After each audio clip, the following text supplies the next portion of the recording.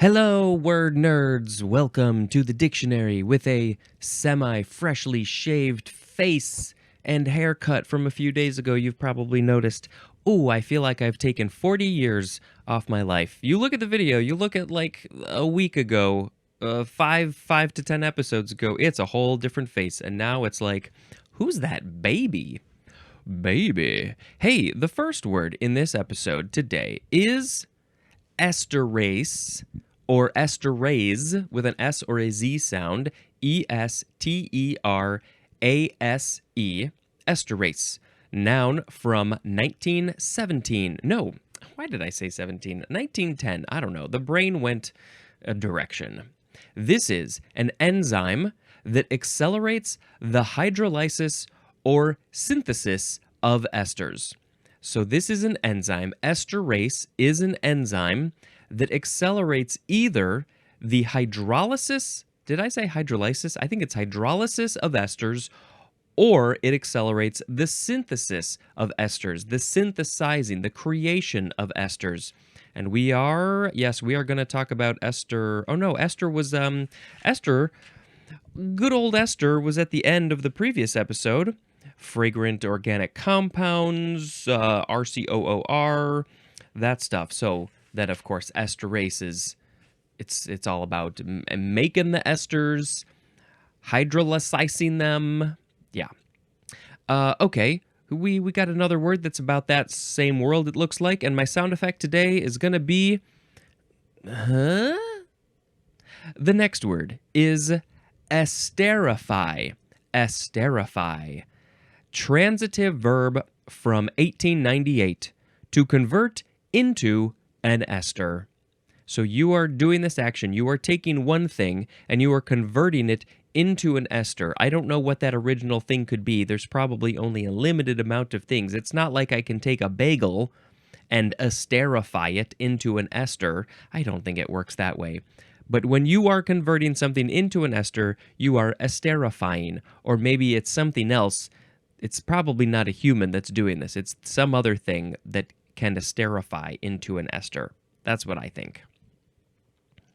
Esterification. That is a noun.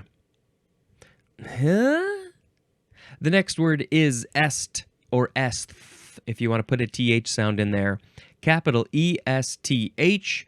This is an abbreviation for ester, which is our next word. Huh?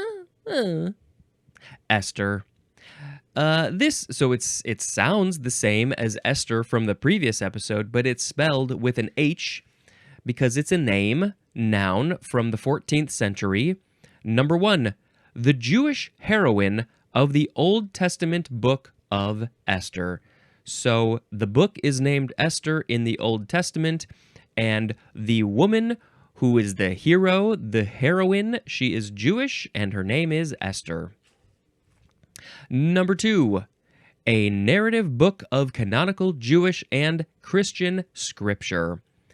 Christian scripture, you gotta be real specific and careful with how you say those words. Christian scripture, Christian scripture. It's like a tongue-tied thing. Tongue. It says to see the Bible table, so Esther was mentioned there. So the heroine is Esther, and the book is Esther. And the book is about the heroine. It's a Hebrew name, Esther. That's what it is. That's all it is. The next word is actually 1, 2, 3, 4, 5, 6. 1, 2, 3, 4, 5, 6 words. Because they are variations of 6 other words. 1, 2, 3, 4, 5. Yes, we have aesthete, aesthetic, aesthetical, aesthetician, aestheticism, and aestheticize. And the variations are spelled with an A at the beginning. So the first word is aesthete, Esthete, and it's the variation of aesthete spelled Aesthete. Okay, and that's the same thing for all the rest of those words. And actually, are some of them... No, they don't say British or anything. So you can spell them with an AE or just an E. The next word is estimable. Estimable. Adjective from the 15th century. Number 1, capable of being estimated, as in an estimable amount. So when you have those, there's the contest to see how many atoms are in Leonard Nimoy's butt, or maybe more accurately would be how many jelly beans are in this big jar. Would you call that an estimable amount? Yes, it is estimated. If you put a little brain power, do a little math, make a little love, you can maybe figure out, you can estimate how many jelly beans are in that jar. That's estimable. It can be estimated. I think the amount of episodes that this podcast will have, the amount of minutes and hours when it's all said and done, that can be estimable. That can be estimated. It's estimable. Because, you just sort of take the averages and you say, oh, this amount of pages, and well, we're going to have about this many episodes, about this many minutes and hours. I think I did that math at some point. I think I figured out it's going to be like over 5,000 episodes, but I don't know about the time. I've been doing longer episodes, 30, 35, sometimes almost 40 minutes. So, we'll see. We'll see what it ends up being like. Number 2, this is archaic, and the synonym is valuable. Ooh, if it's valuable, if it has some worth, they used to say it's estimable, and that doesn't make any sense to me, because I'm not archaic. Number 3, worthy of esteem. That definitely seems like it's connected to valuable. This one's not archaic. Worthy of esteem is not archaic. As in an estimable adversary. That adversary is so good at being my nemesis. I hold them in high regard, high esteem. They're very worthy. The Joker would be an estimable adversary. Because they are worthy of esteem. You should give them esteem. The Joker is very good at what he does. You might not like him. You might not like his methods, his ways, but he's good at it. Estimable adversary. Okay. Estimableness is a noun, and estimably is an adverb. Okay. We got to move on to a related word. It's estimate, and yes, this one is pronounced estimate with a long A because it's the first form, which is a verb, and I think it's just transitive from circa 1532. Number 1 is archaic. We have 1A and B. They're both archaic. 1A, the synonym is esteem. So yeah, you can see where this is coming. If you connect it to estimable, worthy of esteem, synonym is esteem, archaic. So yeah, there was definitely something going on back in the day in the 1500s. 1B, the synonym is appraise. So it's like you're appraising the worth of a thing to see if it's worthy of esteem, maybe. So it's interesting, like this is not how this word gets used anymore. I would love a bit more context of like how did these things get used? Why? What happened? It changed. So let's talk about how did it change? What did it change to? To judge tentatively or approximately the value, worth, or significance of. Another way to word that would be to judge the value, worth, or significance of something tentatively, in a tentative way, or approximately. You're getting it's close to the value, close to the worth, close to the significance of a thing, and it's tentative. So it's like, well, my estimation on this thing might change later down the road, but we're getting it close. 2B is to determine roughly the size, extent, or nature of. So similar to 2A, 2A was more about how much something is worth, basically. Its importance, value, worth, significance. But B is maybe the physical size, how large is it, how important is it in a different way, I guess, the extent, the nature of a thing. Yeah, it's sort of a different world that you're estimating.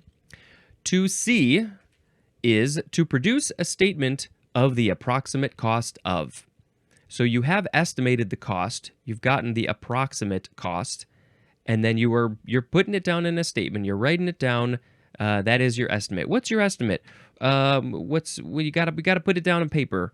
We need to see it. We need a written document that we call an estimate. But you're producing the creation of the statement is the estimating, and then you create the estimate. You got a plumber come over. It's like, it's maybe going to cost this. Here's your estimate. I'm going to estimate the estimate. Number 3, the synonyms are judge and conclude. So that's kind of a bit more about, judging the worthiness of a thing. Is it worthy of esteem? Estimative is an adjective.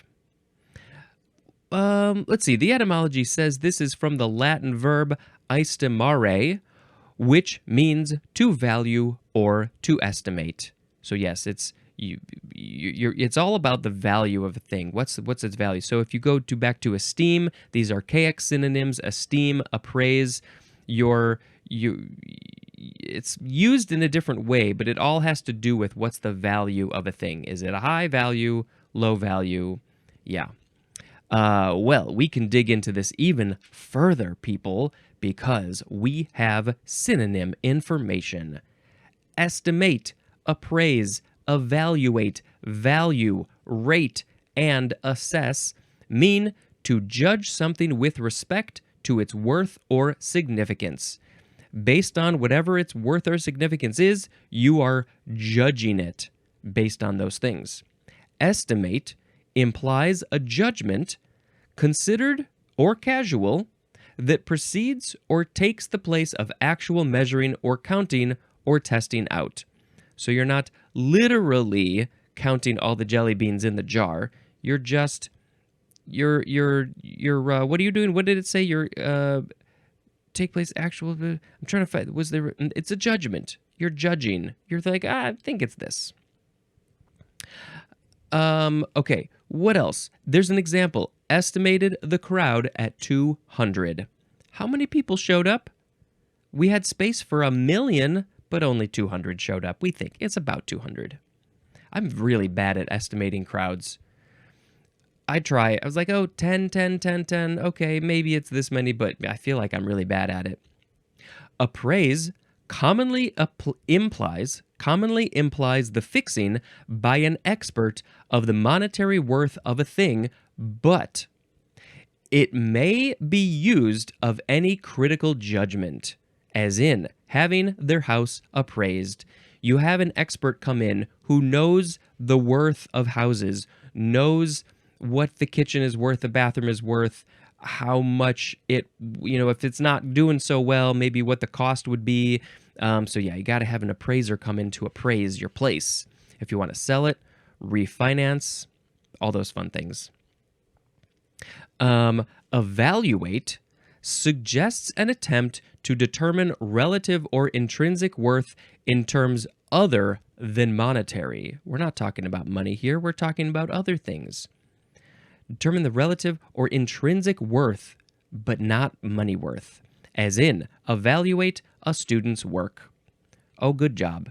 You didn't give me any money, and I'm not giving you any money. There's no money being exchanged between the student and the teacher, so I can evaluate your work. Value equals appraise, but without implying expertness of judgment, as in, a watercolor valued by the donor at $500. There's this hair on my microphone. It's really bothering me. So it's similar to appraise. You're putting a value on a thing, but you don't have to be an expert. Nope. It's like, well, I think that watercolor is worth $500, but somebody else might think that watercolor is worth $1,000 million. And then somebody else might be like, that's not worth anything. I don't care about watercolors whatsoever. Watercolors are stupid. Nah. Rate adds to estimate the notion of placing a thing according to a scale of values, as in a highly rated restaurant. What scale is it? 1, 2, 3, 4, 5 stars? Is it A, B, C, D, E, F? Or it would be the other way around. A would be at the top. The Better Business Bureau likes to rate things A++++. So yeah, you're on a scale. You definitely want to be highly rated if you're a restaurant, or at the very least, you don't want to be lowly rated. You know, we use this all the time. We've got apps and things that allow us to rate stuff. It's Always Sunny did a great episode about this because you can rate people, you can rate restaurants, places, experiences, whatever, and products. When you go, you want to rate your product. I never do this stuff. I probably should. And it's so hard to know, you know, like, are they getting people to rate things? What can you trust? Are people more likely to rate something if it's really good or really bad? What if they're just so about it? So, I don't like totally trust the ratings, but typically if you're looking for a restaurant on like a Google Maps or something, and if it's like a 4.0 or higher, there's probably a pretty good chance that it's at least good. You know, anything below that, it's like, well, maybe I can find something better. Even 3 up is pretty good. But any below that, it's like, maybe you guys should fix your stuff. But again, you know, it's very subjective. I'm not saying nothing. You get me food, I will eat your food. I'm also just not very picky. Assess. I think this is the last one of the synonyms. Assess implies a critical appraisal for the purpose of understanding or interpreting, or as a guide in taking action, as in, officials are trying to assess the damage. What is it? What is the damage? Is it financial damage? Is it physical damage? It's probably both. Okay, well, that's it for estimate. We got to go on. We got to make a sound where we're sort of estimating the quality of the sound at the same time. Go, The second form of estimate, it's pronounced estimate, spelled the same, noun from 1552, 1, the act of appraising or valuing. The synonym is calculation. We are making a calculation. It's the action of doing the estimating. No, that would be the estimate. It's you're doing an estimate. Sometimes the brain just goes and the mouth just talks and it doesn't know what it's saying. Just keep it going. Number 2, an opinion or judgment of the nature, character, or quality of a person or thing, as in, had a high estimate of his abilities. We've estimated his abilities, and so we have deduced that we have a high estimate of those abilities. He's got great abilities. What are those abilities? Walking. 3A is a rough or approximate calculation.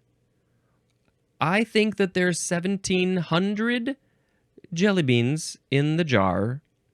I have a very specific memory of counting jelly beans in a jar when I was in elementary school. So that's why that's your standard example. A rough or approximate calculation. I have done my calculations and my estimate is 1,700. 3B, a numerical value obtained from a statistical sample and assigned to a population parameter. So I think this is where you're like, well, this is the population. We have this many types of each of these groups of people, so we have to we're doing the statistical sample. We're taking a sample of the population, and then we assign to a population. I don't know. I don't know enough about this to say anything intelligent whatsoever. Clearly, number 4, a statement of the cost of work to be done. So the plumber is estimating how much it's going to cost for them to do the work in your house when your toilet explodes, and then they give you an estimate. They're like, here, it's going to cost a whole lot of money, and you're not going to be happy about that. I had to take my cat to the vet, and they gave me an estimate, and they said it's going to be at least this much. It could be this much. It could be more than that. And then so I had to pay the minimum as a down payment, because they're like, it's definitely going to be at least this much. And then I had to go pay the final bill the next day, and they were like, we owe you over $300. I was like, what? I did not expect that to happen. Thank you. I will take your money. The next word is estimation, noun from the 14th century. Number 1, synonyms are judgment and opinion, as in a poor choice in my estimation. Maybe it was a poor choice to do this podcast. I have estimated that. Number 2A, the act of estimating something. You are creating an estimation. B, 2B, the value, amount, or size arrived at in an estimate. So when the plumber says it's going to cost you this much money, how much is it? What's the number? The number is the estimation. That number is 428. That's the estimation. Number 3, synonyms are esteem and honor. Estimator is next with an OR, noun from 1611. One that estimates. Anytime you are estimating anything, you are an estimator.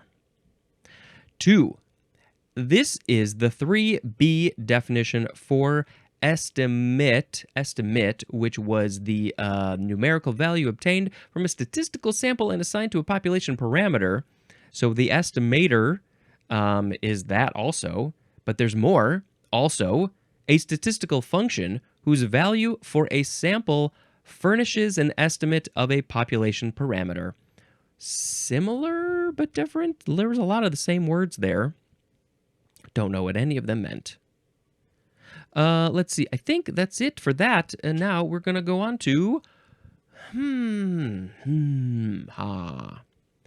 estival. Estival. Estival. It's like festival without the F. You can also spell it with an A at the beginning, before the E. Adjective from the 14th century. This is of or relating to the summer. To the summer. We want to hang out in the summer. I want the summer to come around so I can go hang out and just be in my office all day and not get to enjoy the summer as nearly as much as I used to when I was a child. Estival. Okay, so like in would autumnal be the one for the fall? Vernal, I think, would be the one for the spring. It's funny because I feel like that comes up in the next episode, which I already recorded. Vernal, I think it came up. So estival would be summer. I wonder why it came. Because I think, yes, I remembered. It's starting to come back to me. I came, yep, okay, I remember. It was like a week or two ago that we recorded this. Yeah, so estival is about the summer. It's all about the summer. And because this is from the Latin word aestivalis or aestivus, which means of summer. And then aestas, Aestas, means summer. That's what it is. It's all about the summer. Summertime. The next word and the last word, is estivate. Estivate. Estivate. This is an intransitive verb from 1626. Number 1, to spend the summer usually at one place. And number 2, to pass the summer in a state of torpor. I don't know if that's a torpor. Doesn't seem like a good thing. I guess we'll learn about that someday. Yes, compare to the word hibernate.